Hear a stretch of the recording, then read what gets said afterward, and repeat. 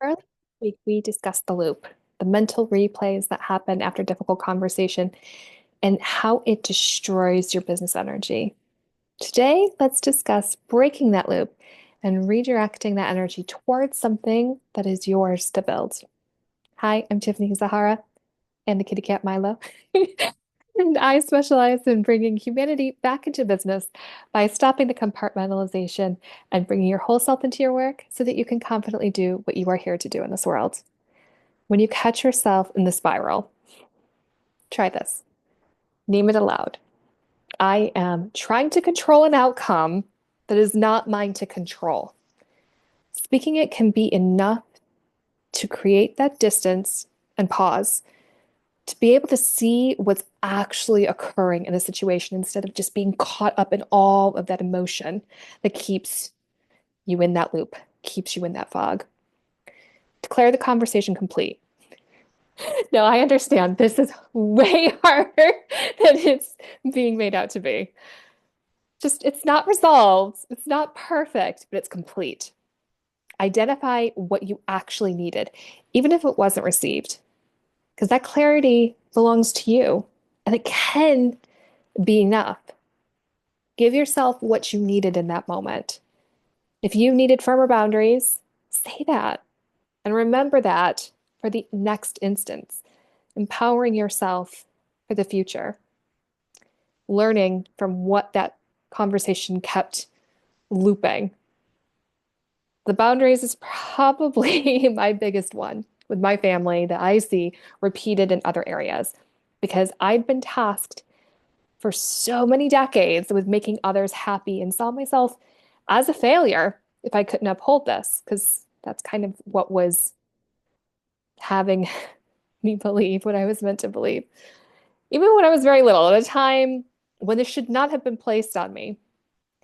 But it's made me stronger and helped me in so many other areas of my life. And that's, why it's so deeply ingrained into me, and I'm sure many of you too. Things that happen in our lives are also lessons that we can help others with and make us stronger as well. So when you're perseverating over these things, and if it's boundaries, again, name it, you're not that same person anymore. Things are different. You're a business owner. You're rewriting your life. So give yourself what you need and then redirect to your own work. Again, you're a business owner. Not tasks, not obligations, something that belongs entirely to you and to your vision. The mind needs somewhere to go. Give it somewhere that's worth going, not that stress, that loop of who you were or who you were told that you needed to be. At the strategic level, audit where the loop keeps pointing, where this keeps happening. Again, for me, it's boundaries because of my family. But for you, it may be something else. Just figure out where it's pointing in your life. And if the same dynamic keeps generating the same rage, this is a systems gap, a boundary that needs to be built into your relationship structure, whether that's personal or professional.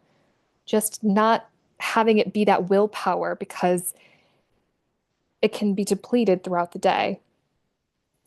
Women who have spent years overgiving, people pleasing, managing everyone else's emotional landscape often have enormous reservoirs of creative, intellectual, and visionary energy.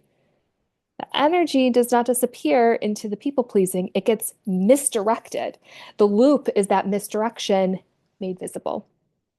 All of that intellectual intensity and drive are spinning on someone else's reaction instead of building something that really matters and is going to help so many people in this world. Your energy is finite, and where you spend it is a strategic decision. What would you be building if you weren't managing everyone else's emotions?